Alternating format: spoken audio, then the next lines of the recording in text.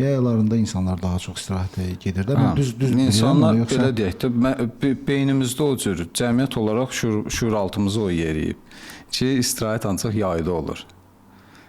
Çünki əsas məzuniyyət dönəmləri yaya düşür. O cür düşünülür ki, məsələn, ancaq yayda. Əslində ilin hər vaxtı dünya genişdir, dünya böyükdür.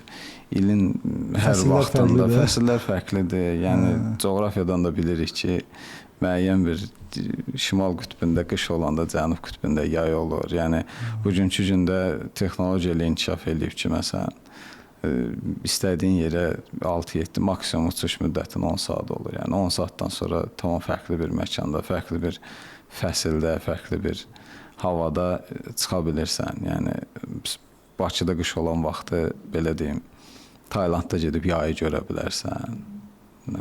Maldivdə gedib yayı görə bilərsən.